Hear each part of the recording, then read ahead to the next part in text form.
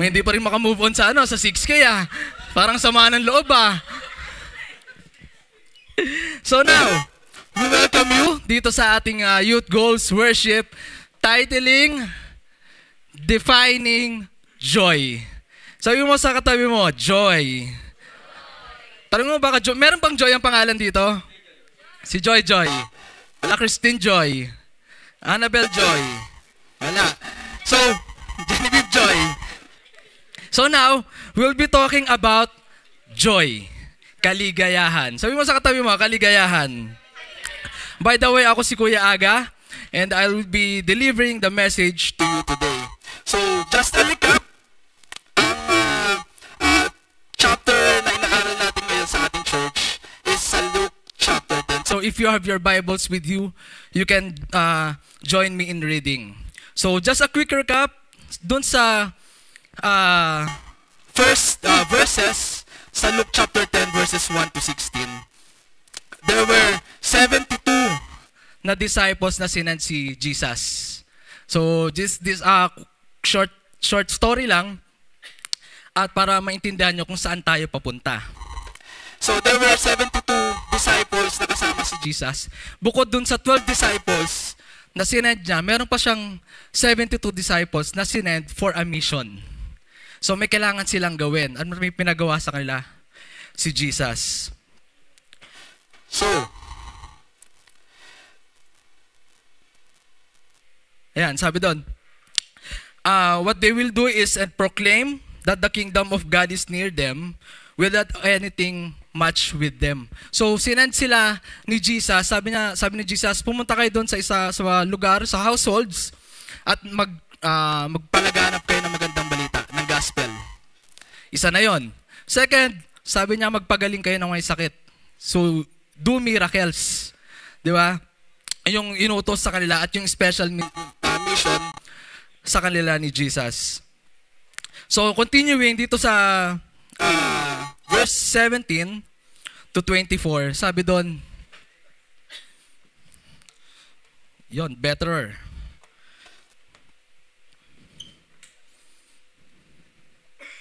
Luke chapter 10 verse 17. Ayan. So after na isend nung 72, sinend ni Jesus yung 72, bumalik itong 72. 72 pa rin naman sila. Hindi naman sila napahama kasi may warning sa kanila si Jesus. Now, once na isend ko kayo for a mission, it will not be as easy as you think. Hindi siya magiging madali. May mga pagsubok along the way. So, on verse 17, sabi doon, 72 returned with joy and said, Lord, even the demons submit to us in your name. Sabihin niyo ulit nga yung salitang joy. Joy. Di ba? So sabi doon, nung bumalik yung 72, excited sila for sure. Kasi sino ba namang hindi ma-excite na ang mission na pinagawa sa inyo or task na ginawa sa inyo like sa trabaho is magiging successful kayo. Sino naging successful this week? Sa trabaho, sa school, sa finances, sa church life, spiritual life. Sino naging successful? Wala. May isa. Dito, meron ba successful dito? Sa school. Top 1. Oh, let's give the Lord the highest praise dahil meron tayong top 1 dito. Hey. Sample sa matalad. So when we succeed to what we were tasked to do, we feel the same joy as they did. So parehas ng joy na naramdaman nila pag tayo rin yung nakagawa ng mga ganong tasking. So, we'll be talking about defining joy. Ano ba yung joy na naramdaman nila? Ano ba yung kaligayahan? Yan ang Tagalog ng joy, kaligayahan, kagalakan. So those people from yesterday are the same people today. Kung paano sila nag-rejoice dati with Jesus, ganon din tayo nag-rejoice nung nanalo tayo ng 1K each. Tama? Oh, tama. Masaya mga nagawa ng 1K. Diba? Dapat lang. So the people from yesterday are the same people today. May dalawang paa sila, may dalawang kamay, dalawang mata. So they are the same. So it's not impossible that the God who sent and been with them is also the God who we have today. Tama? He is the God of yesterday, today, and tomorrow, and forever. Tama? Parehas lang ng Diyos. Di ba? So yung joy noon ay parehas lang sa joy ngayon. Joy. Di ba? Parehas lang, hindi magkaiba ang level. So kung paano sila bumalik kay Jesus, it's the same experience na experience natin pag bumabalik tayo sa mga magulang natin. Nay, ma, mataas yung grades ko. Pag bumabalik ka sa asawa mo, sino asawa ko? Ayun. May sahod na. Di ba? Success for the week. So defining joy. Naalala ko, nung bata pa lang kami, nasa church na kami, dito naman sa CCM. Sunday school, merong isang kanta doon na very, parang pag narinig ko siya, bumabalik ako sa pagka-childhood eh. Kung alam niya, kakanta ko kaya, okay lang. Wala lang yung magagawa, dito na ako eh. So, parang I've got joy down in my heart. Deep, deep down in my heart. Diba? Alam niyo yun? Next. J-O-Y. Joy down in my heart. Deep, deep down in my heart. Okay, palakpakan niyo naman ako. So, that song was taught to us nung bata pa lang kami. Siguro around 6 nasa Sunday school na ako eh. Or baka buntis pa lang si mama, nagsa-Sunday school na ako nun eh.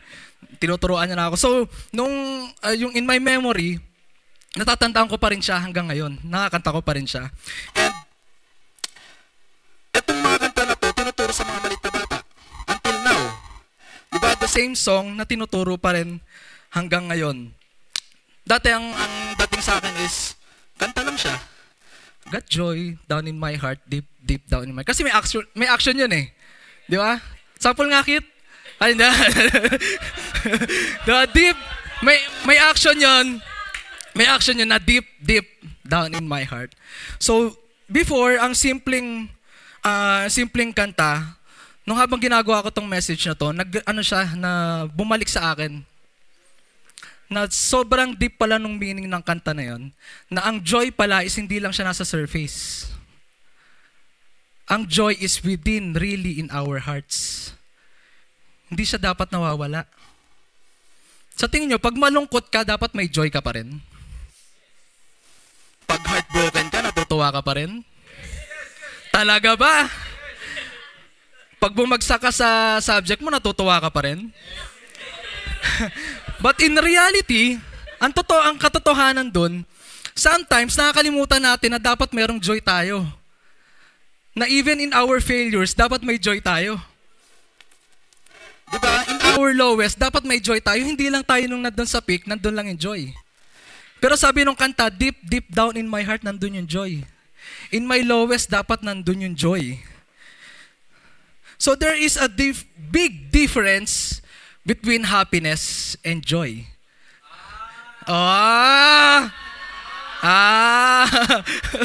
So it's been a while, ha? So yung first YG service, instruction ko doon, pag tumaas yung kamay ko, they will say, so ibig sabihin no, nag-a-agree kayo sa akin, di ba? Okay. So let's try kung ma-apply natin yun today. So we'll be talking about happiness and joy. Pag sinabi natin happiness, ano yun? Happiness is a state of emotion. So ibig sabihin, ang happiness, it's not a choice to make. Pero ang happiness ay nararamdaman. Correct? Pag ikaw ay bumili ng bagong laruan, ang tawag doon, happiness. Masaya ka. Happy meal. Di ba? Happy meal. Pero, pag pumunta sa bagong lugar, ang tawag doon, happy place. Pag bumili ka ng bagong sapatos, anong tawag doon? Happy shoes.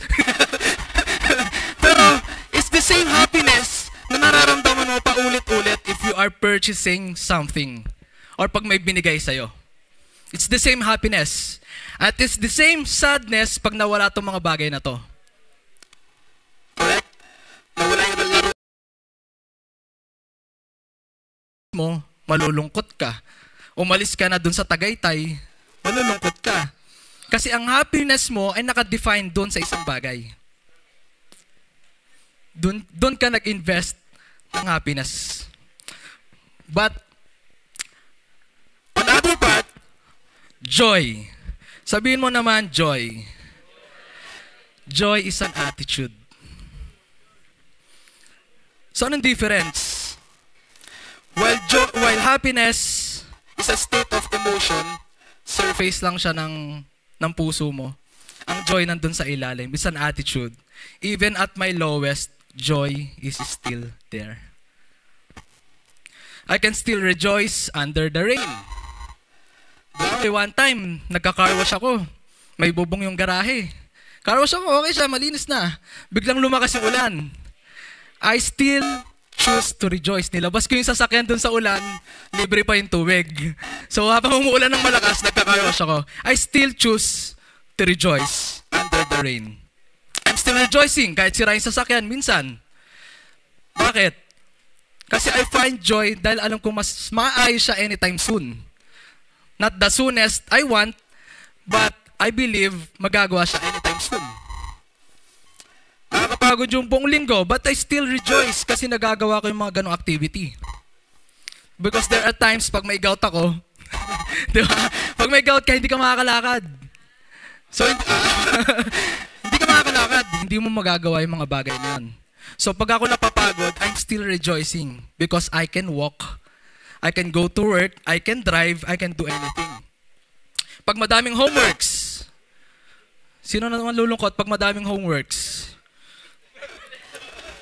You should rejoice. Sabihin mo sa katabi mo nalulungkot na yon, you should rejoice. Bakit? Because meron kang school na pinapasukan. Hindi lahat ng estudyante nakakapasok. Bad trip naman, Monday na naman bukas, pasok na naman. Pero dapat meron kang joyful heart kasi meron kang trabaho, hired. Aanihin ka pagdating na sa hiran. Diba? So you should stay joyful. That's why joy is an attitude because it needed to be exercised. Dapat pinapalakas. Dapat nino-nurture. Diba? Ang joy, hindi lang siya mananatiling joy, hindi siya mag-i-stay na joy kung hindi mo siya finifeed kung hindi mo siya pinipili. It will remain a word kung hindi mo siya gagawin at hindi mo siya pipiliin. Sabi mo sa katabi mo, piliin mo ang joy araw-araw. And the evidence is, the Lord Jesus saw that joy in His disciples. Tama? Naalala niyo yung sa 17? Sa 17, sabi doon, bumalik yung 72 na disciples with joy. So sabi ni Jesus sa Luke chapter 18, the evidence is, the Lord Jesus saw that joy in His disciples. Hindi ito nakuha ng kaaway. According to John 10:10, thus the enemy came to steal, kill, and destroy. Steal, yung joy na meron sa atin. Kasi yun yung ayaw mawala ng Lord sa atin eh. Yung joy. So dumating yung mga na hindi ito nakuha ng kaaway. Kaya that is a confirmation of Satan being defeated. Correct? Can we rejoice with the disciples? Can we give the Lord a clap offering? So he replied. Sabi ni Jesus, siya yung dito. He replied, I saw Satan fall like lightning from heaven. Sabi ni Jesus, oo, nakita ko. Nakita ko with my own eyes na si Satan bumagsak na parang kidlat galing sa langit. So ibig sabihin, he is with them. Hindi lang sinend ni Jesus yung disciples na yun, pero the Lord is with them. Amen? In their low moments, and even in their mountaintop experience, the Lord is there.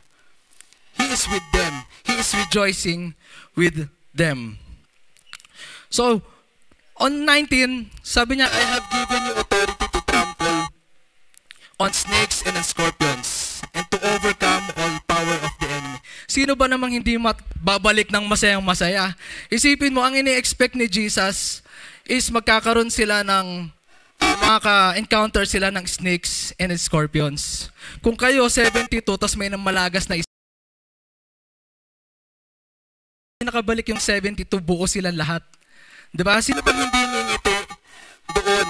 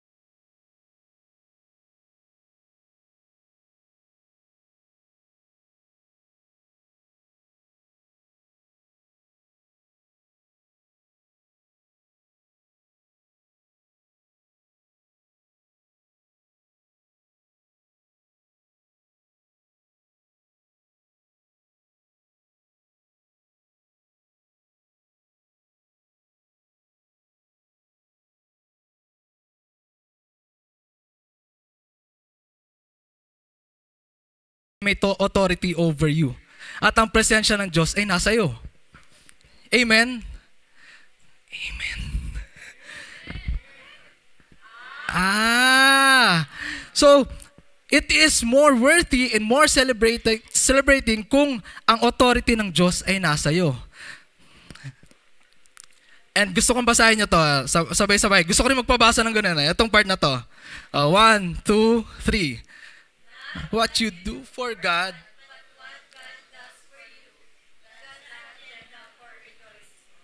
Amen. Can we give the Lord the highest praise with that?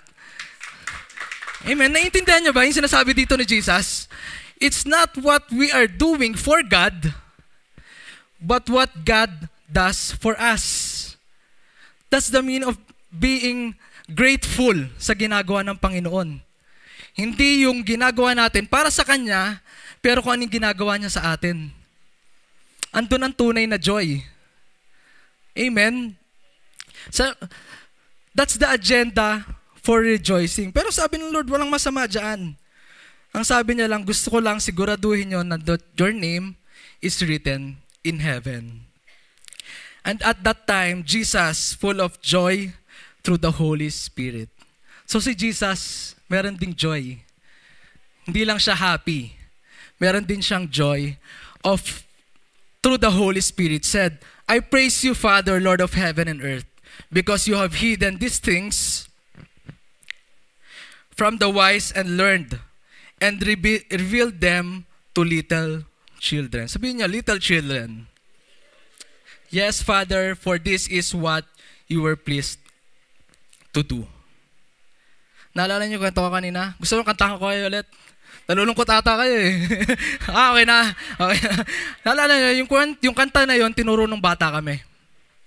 At dito, sabi sa Mark chapter 10, verse 15, truly, I say to you, ay dyan, sinabi dyan, and revealed them to little children.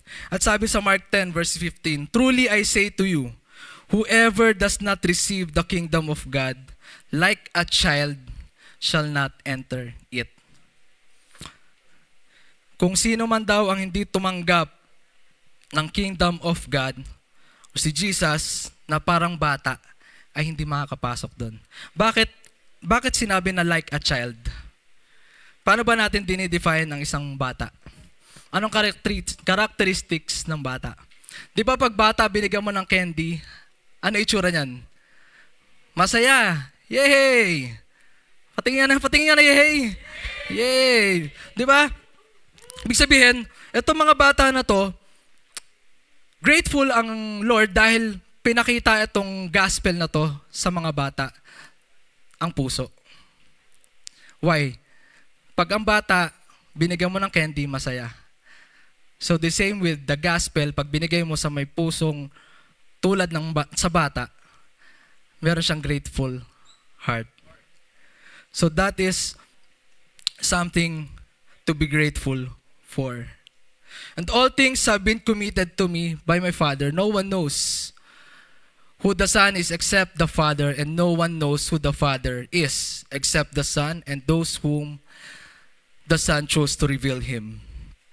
Verse 23, then he returned to his disciples and said privately, blessed are the eyes that see what you see. For I tell you that many prophets and kings wanted to see what you see, but did not see it, and to hear what you hear, but did not hear it. So, are you feeling blessed that we are hearing the gospel na walang paghihirap? We can just go to CCM, kahit fourth floor to, kahit medyo hinihingal, but still madali pa rin. I can hear the message of the Lord na nakaupo dyan sa upuan, malamig, komportable. Ginawang madali ng Lord para sa atin. Hindi natin kailangan may paglaban sa ahas. Hindi natin kailangan may paglaban sa scorpions. Pero ang sabi ng Lord, ang mga karinig nito ay merong puso na parang bata. So blessed are you to hear this.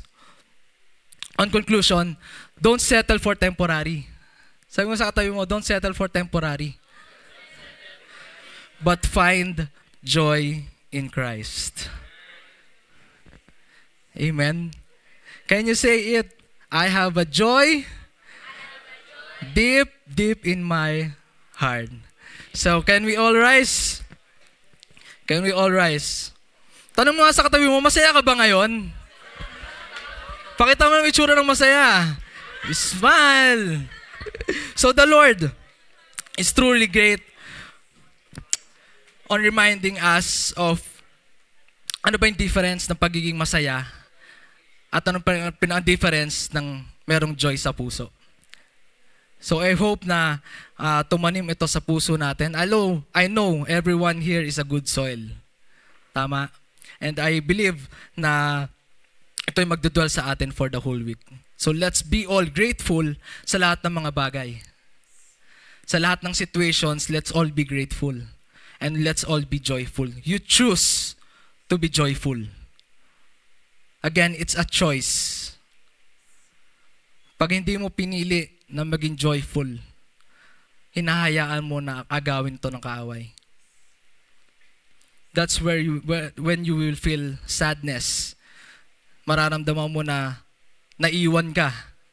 Mararamdaman mo na ayaw ka ng lahat. Because you forget one thing. Hindi ka iniwan ng Diyos. And that is something to be joyful for. Amen. On our lowest, sabi ng Lord, sabi ni Jesus kanina, oo, nakita ko rin. Because He is with you. Amen. So let's all pray. Join me in prayer. Yes, Lord, Father God, Lord, maraming salamat, Lord God, for this beautiful message of yours, Lord. Lord, ikaw yung Diyos na nagpapatunay na dapat lagi kaming masaya. Lagi kaming mapagpasalamat. Na hindi kami dapat malungkot, Lord God. Because there are still blessings after blessings. Lord, wag mo hahayaan na nakawin ng kaaway itong saya na nararamdaman namin. Despite of our yung mga sad moments namin, Lord God. Yung mga malulungkot, yung mga failures namin. On our failures, Lord God, ikaw ang fulfill nito. Lord, continue to guard our hearts. Kung nakakaramdam kami, Lord God, ng panghihina, Lord God, ng pagkukulang, Lord, promise mo na you will fulfill it, Lord. Ikaw ang magpupuno sa kakulangan namin. Kaya, Lord God, sa aming kalungkutan, Lord God, kaya namin sumayaw. Sa mga panahon, Lord God, na nahihirapan kami, we still choose to praise, Lord. Because sabi nga ng kanta, Lord God, that's all that we have. Yung kamay na may itataas. Yung boses na may ikakanta. At yung boses na kayang i-declare na Jesus is our Lord. Lord, that's all that we have. Lord, wala kaming pagmamalaki. Everything here on earth is temporary. Lord, lahat ng bagay mawawala. Kahit gaano pa namin paghirapan. But you secured us that no one will harm us if we are with you. Lord, continue to remind us na ang pinaka-importanteng bagay sa mundo, Lord God, ang pinaka-importanteng bagay eternally is to accept you at masulat yung pangalan namin dyan sa langit. Lord, that's all that we ask, Lord. But still, Lord God, hindi mawawala yung lungkot dito sa mundo. Lord, I pray na habang tinatanggal mo at dinadagdag yung mga bagay na yun, Lord, ikaw mag-fill sa amin. Paalala mo sa amin itong message na to, that we should come back to you with our face, Lord God, na masaya. Na merong gratefulness, merong pa ring joy. Lord, huwag mo kaming hahayaang umuwi na malungkot. Continue to use these people, Lord God, itong mga katabi namin, para magbigay ng saya sa amin. At i-remind mo kami, through them, that Jesus is alive and with us always. Lord, we thank you. In Jesus' name we pray. Amen and amen.